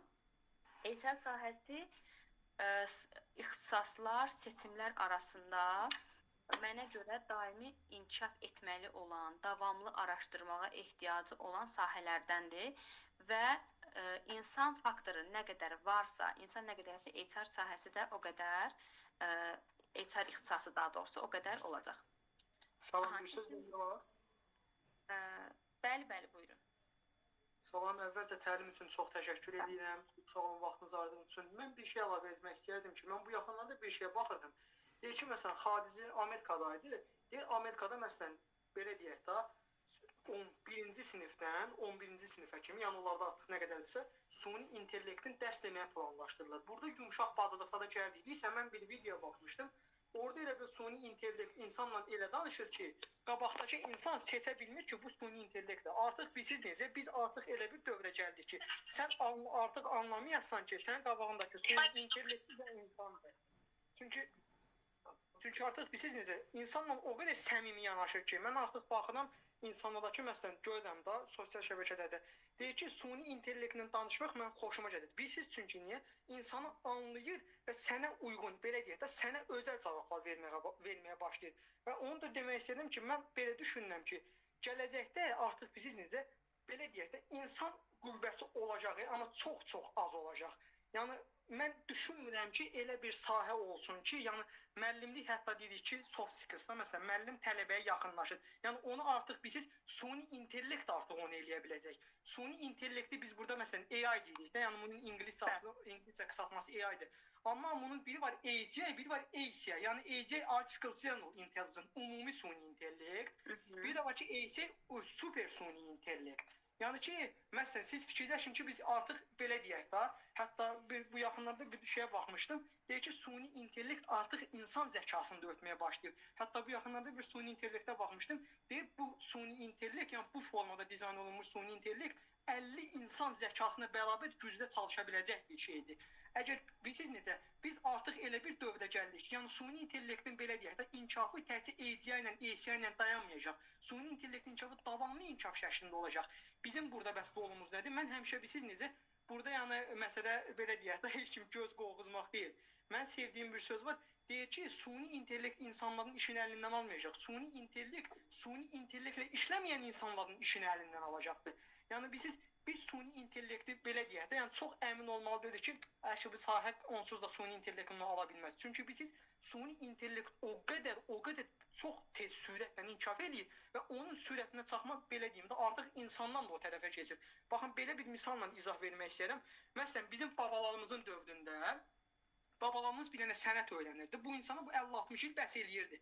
Sonra belə deyək, analarımızın dövrü gəldi. Məsələn, 35-40 yaşı var da deyək anamızın. Anamız bir ixtisası öyrənəndə bu anamızın elə bir 20 ilinə bəs eləyirdi kompüter dövrü ilə. İndi suni intellekt dövrü gəlibdi. Artıq mən onu deyərdim ki, bizim öyrəndiyimiz ixtisas bizim hələ bir 6 ay bizi görən idarə eləyə biləcəkdir. Mən özüm hal-hazırda ekologiya mühəndisliyi tələbəsiyəm. Mən öz-özümə onu deyirəm ki, mən şəxsən inanmıram ki, mən bu 4 il ekologiya mühəndisliyini oxuyub qutarandan sonra mən özüm gedib ekologiya mühəndisi işləyə bilim. Çünki suni intellektlə mən çox yaxından maraqlananam və onu görürəm ki, suni intellekt bizim fikrimizdən də çox böyük şəkildə inkişaf etməyə başlayır. Yəni biz bundan siz necə biz süni intellekt artıq siz necə assistent olmaqdan çıxıb bir ustada, bir müəllimə, bir müdrikə, yəni süni intellekt çox işi görməyə qadirdir hal-hazırda və bu dayanmadan da çox böyüyəcəkdir. Sizə belə deyim, baxın bu səhər bu yaxınlarda baxmışdım. Filmlər də bilirsiniz ki, bu gün hamımız filmlər izləyirik də. Artıq bilirsiniz, süni intellekt o səviyyəyə çatacaq ki, insanlar artıq məsələn girəcək süni intellektdə deyəcək ki, nə bilim mənə biraz fantastik olsun, nə bilim biraz kosmosda keçsin. Burada məsələn zaman belə deyək də, zamana aid bir şey olsun, mən elə bir film yarat. Artıq yarat. Yəni ki, siz artıq süni intellektdə film yarada bilərsiniz. Yəni bunu təsəvvürə gətirərsiniz. İndi də bir video izləyirsən, hansı formada təqdim edirsən o süni intellekt. Amma burada adınız necədir? Polaris. Adınız necə oldu? Mənim adım Can Polad. Can Polad. Can Polad bəy, bir dənə nüansı sadəcə sizdən soruşmaq istəyirəm. Data analitikası, kiber təhlükəsizlik, süni intellekt, bunlar kim yaradıb? Bunları insan yaradıb. Ay, sağ ol.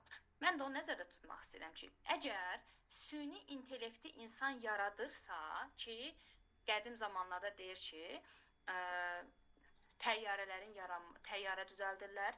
Təyyarə düzəldirsə qalxış, enişi var. Maşın düzəldirsə gediş və dayanmaq üçün olan qurğusu var. Yaxşı, bunu yaradan insan sizcə düşünməyibmi ki, sabah süni intellekt gəlib mənim yerimi ala bilər? Əlbəttə ki, şərtdə belə bir ifadə var. Özünü imha etmək. Əgər pik nöqtəyə qədər çatsa, insanlar onu görsələr ki, nə qədər artıq arada insanların tamamilə işsiz qalması, ekologiyanın pis vəziyyətə düşməsi, əhalinin pis vəziyyətdə yaşaması, sosial rifahdan söhbət gedir. Bunlar nəzərə aldığı təqdirdə tamamilə o süni intellekti yox edə bilməzlər, amma müəyyən bir müddət sonra onu azalda bilərlər. Yenə deyirəm, insan öz yaratdığını özü məhv edə bilir. Yəni ona görə onun üstünə çox bir var, maşın sındıranlar. Bəli.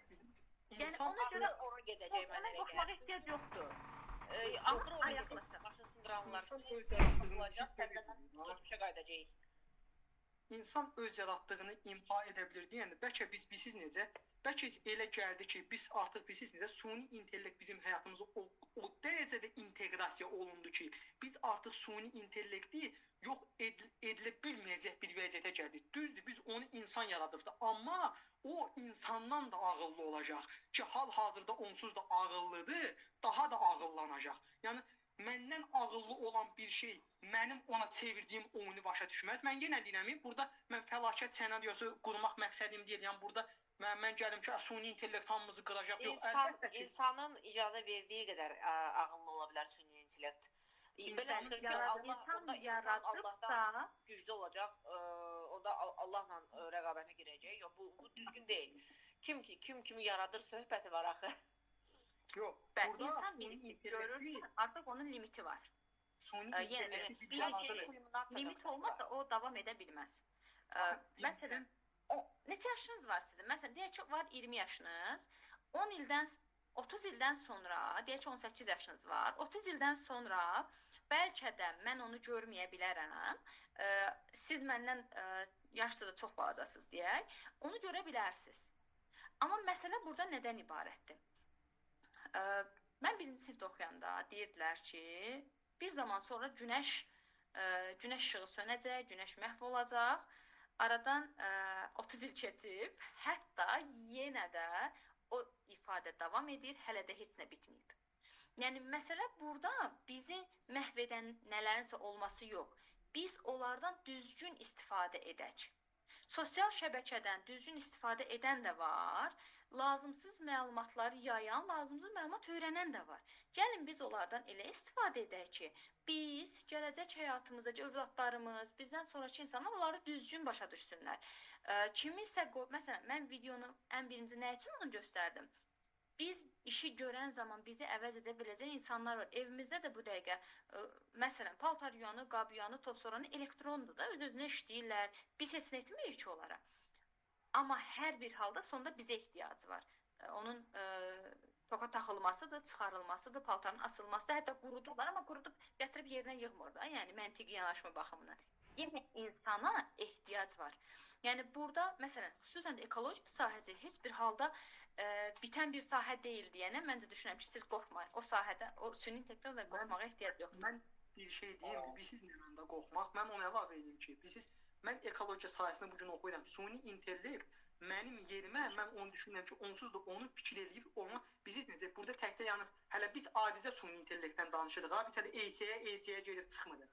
Hələ EC-yə gedib çıxsaq kvant kompüterləri, bəlkə eşitmiş olarsınız onu, kvant kompüterləri. Belə deyək, çox güclü səviyyədə kompüterlər. Siz onu fikirləşin ki, xahiş edəcəm ki, sual-cavab sessiyasında digər iştirakçılardan nəzərə alaq. Bilirəm, suallarınız çoxdur, sadəcə olaraq əl qaldıran, sual söz olan digər iştirakçılar da var. Mən xahiş edəcəm ki, suallarınızı digər iştirakçılardan nəzərə alaq. Bəli. Çünki təqdimatımız həm yekunlaşmayıb və sualı sona saxlasaq daha yaxşı olar. Bir dənə onu deyim. Bilsiz, bu kvant kompüterlərlə birləşəndən sonra o qədər güclü bir şey çevirəcək ki, artıq bilsiz necə, baxın, süni intellekt bu yaxınlarda baxmışam, süni intellekt artıq bilsiz nə almağa başlayırlar, özlərini artıq öyrədə bilmə səviyyəsində ki, artıq bunlar gəlib çatırlar və bu daha da təkmilləşəcək bir şeydir. Artıq bilsiz bir müddətdən sonra insanın süni intellekti öyrətməsinə gərək belə qalmayacaq. Süni intellekt özü-özünü öyrədəcək. Bəşəriyyətin sonu deməkdir artıq. Gəlin biz belə deyək. Ümumi məlumat kimi müəyyən bir müddətdən sonra nələrsə olacaq da başqa. Yenə deyirəm, onu biz görəcəyik, görməyəcəyik, əsas faktorumuz bizim o deyil. Əsas məsələ, çünki siz də onu kiminsə paylaşdığı əsasında görmüsünüz, düzdürmü? Onu siz istifadə etməmisiniz. Kimsə hansısa bir insan paylaşıb, ki, onu mütləq şəkildə insan paylaşıb, onun əsasında bir növ sizə təsir etmiş olur. Amma düşünürəm ki, gördüyümüz bir işdə, məsələn, hətta burada qeyd etmişəm, əsas məqsədlər olmalıdır da, insanın süni intellekti yaratmaqda bir məqsədi var idi. Düzdürmü? Nə istəyirdi? Sual verən zaman, məsələn, Google-da məlumat götürürdü, amma tam yetərli deyildi. Süni intellektdə məlumat yazır. Məsələn, mən neçə dəfə yoxlamışam ki, suallara cavab kimi mənə düzgün variant verməyib. Artıq bir növ inamsızlıq yaratmış olur məndə. Çünki mən də bir müştəriyəm. Mənim nə istədiyimi o bəlkə də müəyyən qədər bilir, amma tam bilmir və yaxşı onu hansı problemlərini həll edə bilərik? Məsələn, deyək ki, mən bir alman dili öyrənirəm. Alman dilində olan suallarımı oraya yüklədiyim zaman yarısının düzgün verdiyi halda yarısını səhv verir. Mən bunu necə öyrənirəm? Özüm araşdırıram. Lüğətdən baxıram, uyğunlaşdırıram, araşdırıram. Amma hər bir halda müəllimə daha çox güvənirəm. Nəinki ona. Bu da belədir. Bizdə bazar araşdırmasında mütləq şəkildə müştərinin nə istədiyi önəm daşımalıdır.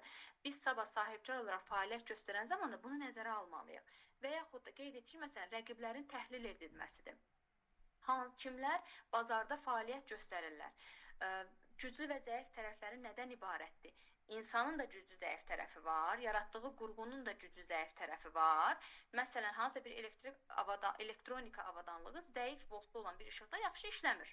Demək ki, bunun da bir zəif tərəfi budur.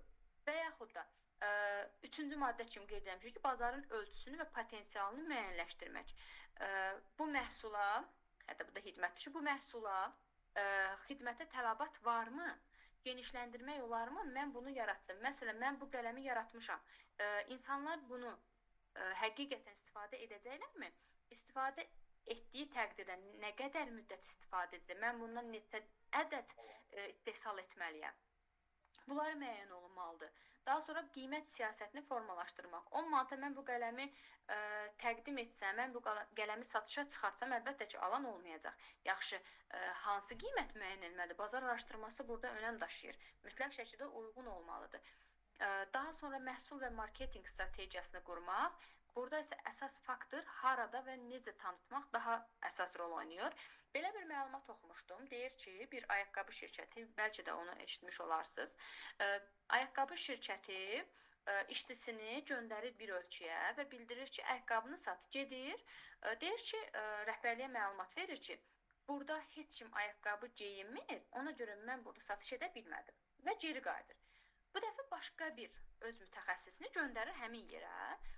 Gedir ora və rəhbərliyə zəng eləyir ki, mənə məsələn 100, 200, 3000 ədəd ayaqqabı göndər. Deyir, niyə? Deyir, çünki burada heç kim ayaqqabı istifadə etmir. Artıq bir nəfərin istifadə etməsi tələbat yaratmış olur. Həmin yerdə biri artıq nəsə edirsə, məsələn, bir kitab alır, kitab oxuyur, paylaşır və tövsiyə edir ki, bu kitabı oxuyun. Ya alırsan, ya PDF-in yüklürsən, ya e-bookdan oxuyursan, artıq sən onu etmiş olsun. Niyə? Oxuyan zaman ki, araşdırırsan ki, ən yaxşı 100 kitab siyahı çıxır. Ən yaxşı 100 maşın siyahı çıxır. Bunu da yaradan kimdir? İnsandır. İnsan faktorudur. İnsan araşdırma edir, müəyyən edir. Bunları müəyyən etdik. Yaxşı, hər bir şey araşdırılandan sonra biz nə etməliyik? Birinci qarşımıza məqsəd qoymalıyıq. Nəyə nail olmaq istədiyimizi müəyyən etməliyik. İxtisasımız nə olur olsun, işlədiyimiz sahə hansı olur olsun, məqsədimiz olmalıdır. Daha sonra o məqsədə uyğun müddət qoymalıyıq.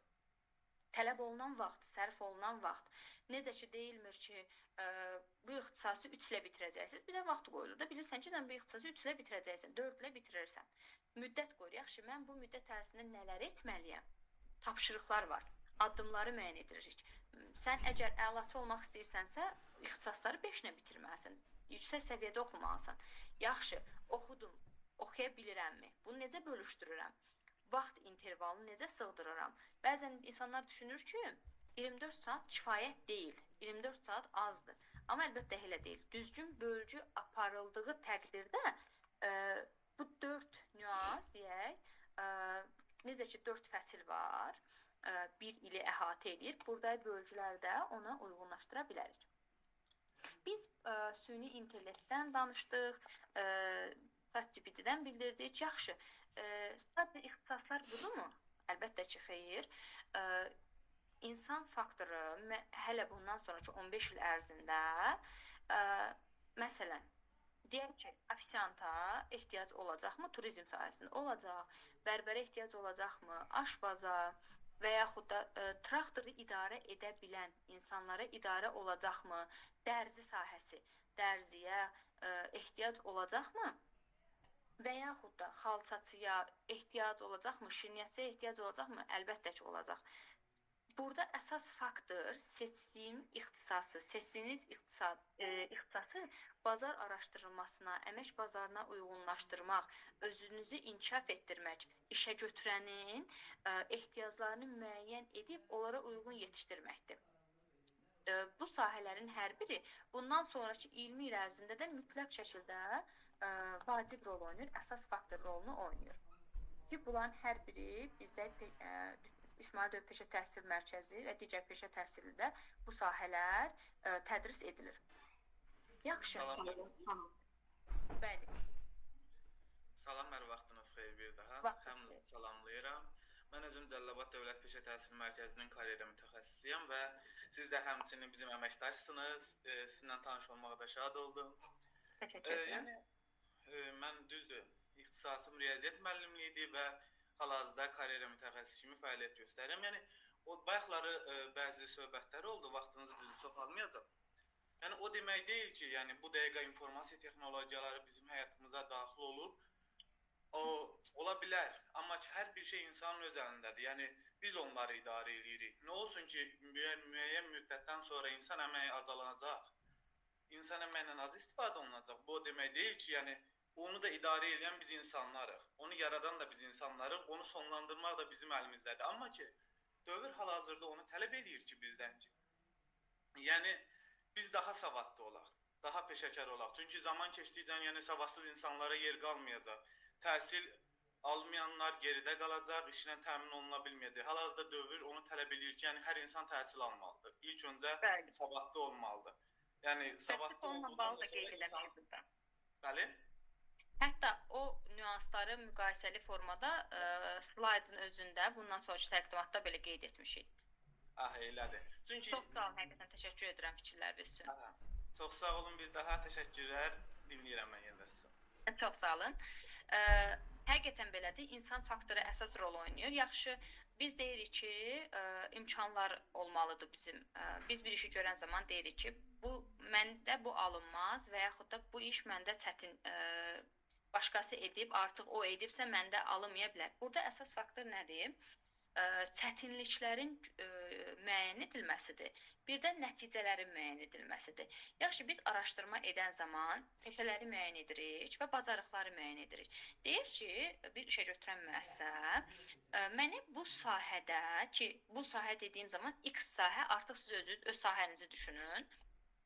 Məsələn, götürün texnologiya, dron operatoru, düşünün aşpaz, qənnatçı, digər sahələri, ofisiant, barmen. Bu sahələrin hər birində çətinliklər də var və onları həll etmək üçün nəticələr də var. Araşdırma edirik ki, mən bir barmen olsam, mən bir qənnatçı, şirniyyatçı olsam, hansı çətinliklərim olacaq? Bir, deyək ki, vaxt bölgüsünün düzgün aparılması, həmin o prosesdə gələn müştərini düzgün qarşılanması, şirkət daxilində komanda işinin aparılmasında dəstək olmaq və yaxud da həmin o işi deyək ki, görəcək bir şəxs ümumi bazanın müəyyən edilməsində və yaxud da keyfiyyətin, qiymətləndirmənin müəyyən edilməsində müəyyən qədər iştirak edir. Amma tam yox. Burada artıq çətinlik yaranmış olur. Bəs bu işi bilən nəzarətçi deyək də, rəhbər şəxs artıq nəticə müəyyən etməlidir ki, mən bir işçini cəlb etmək istəyirəmsə, nələr eləməliyəm? Və yaxud da müntəzəm olaraq ona görüşlər, təlimlər, həmin o şəxsi o işə bağlayacaq nə etməliyəm?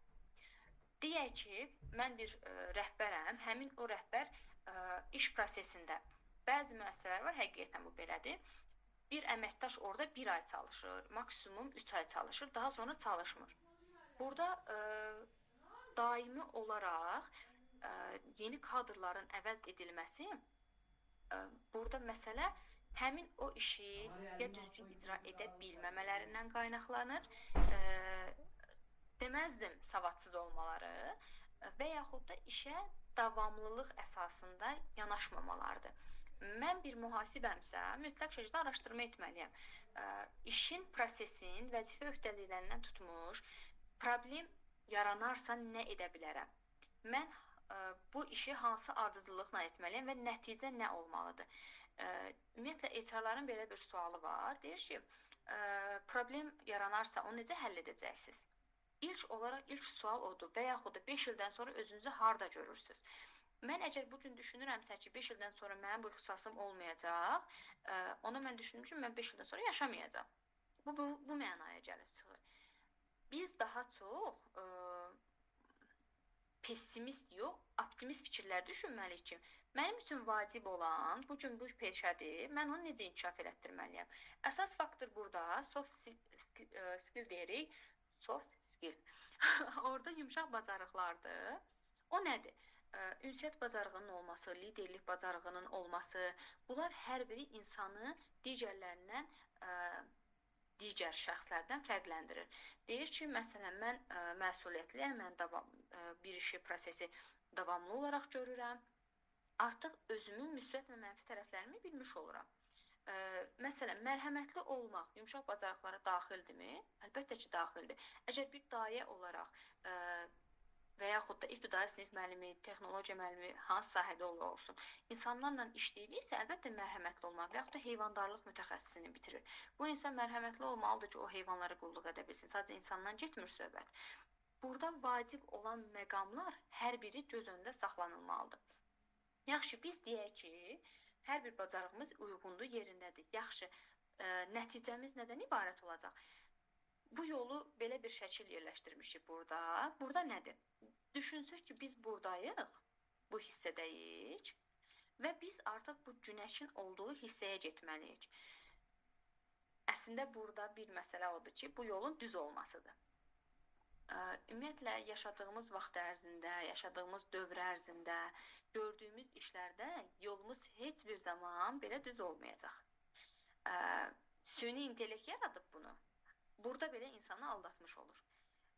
Nə vaxta qədər ki, düşünsək ki, bu düz yolu biz gedəcəyik və sona çatacağıq, artıq o biraz bizi aldatmış olur.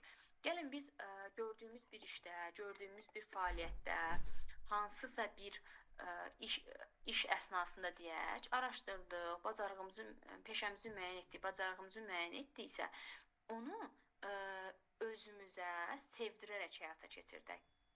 Bir sahədə, məsələn, əgər insanların yaşadığı bir dövrdə ekologiya pozulmuş olarsa, artıq insanlar yaşamaya bilər, sağlıqlı yaşamaya bilər.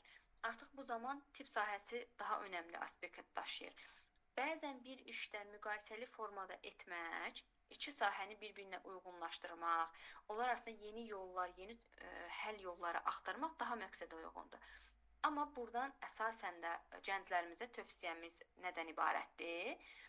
Kiminsə dediyi ilə, hansısa paylaşımlar əsasında deyil, gördüyünüz bir işdə maraqlı olan bir sahəni özünüz araşdıraraq öyrənməkdir. Çünki bir insan bir işi təhlil edə bilir, analiz edə bilir, sintez edə bilir. Əslində məntiqən bir-birinə yaxın bir anlayışlardır, amma onları necə bir-birindən ayıraq, necə müqayisə edək? Axı bir işi görən insan da insan şuurudur. Gözümüzü yumduğumuz təqdirdə bu dəqiqə mən düşünürəm ki, Fransada Eiffel qülləsinin yanında dayanmışam. Beyin gücüdür axı bu. Demək ki, bunu edə bilirəm. Hansısa bir proqrama deyəndə ki, şəkil yerləşdiriyor, deyir ki, sanki mən onun yanındayam kimi bir şəkil ver mənə, bir video ver mənə, 5 dəqiqə fikirləşir. Amma mən gözümü yumduğu təqdirdə həmin onu düşünə bilirəm. Bu dünyada insan fikrindən, insanın düşüncəsindən ən sürətli olan heç bir düşüncə yoxdur. Bunu özümüz və ətrafımızdakı insanlara inandıraq demirəm. Özümüz inanaq, zaten yanımızdakı insan ona inanmış olacaq. Düşünürəm ki, bugünkü təlimin sonu olaraq belə bir şəkillə yekunlaşdırmaq əsas faktor olar ki və daha uyğun olar ki, yolumuz hər zaman bizim üçün açıqdır, yolumuz hər zaman uğurludur. Əlbəttə biz inansaq və bu yoldakı olan bütün çətinlikləri nəzərə alaraq sona qədər davamlı olaraq inkişafa meyilli olaraq gedirəksə. Hər birinizə təşəkkür edirəm mən dinlədiyiniz üçün, vaxt ayırdığınız üçün. İndi isə biz sual-cavab hissəsinə keçə bilərik. Suallarınız varmı?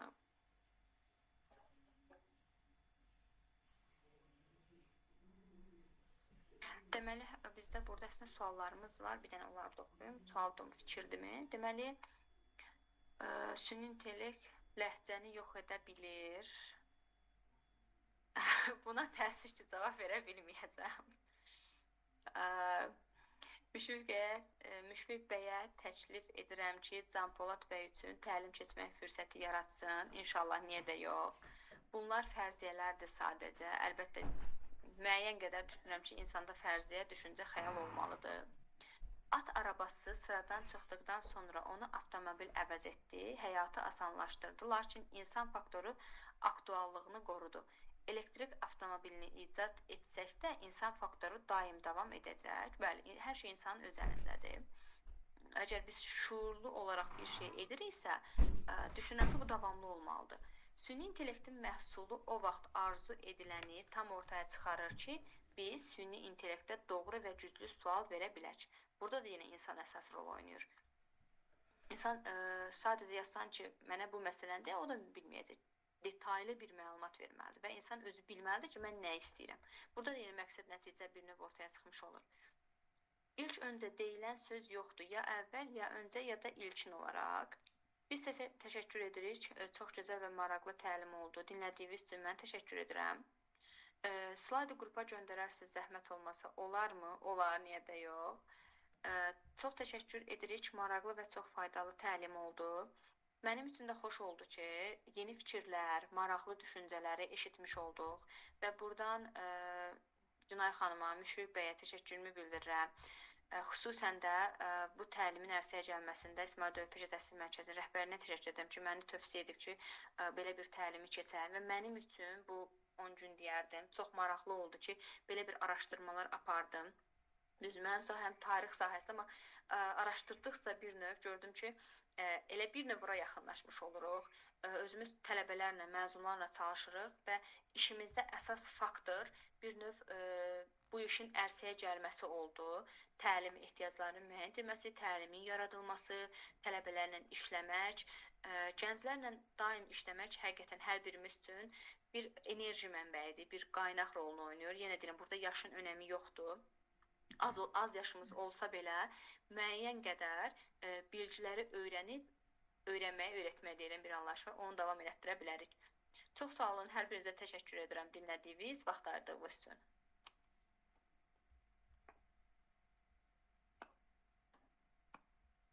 Günay xanım.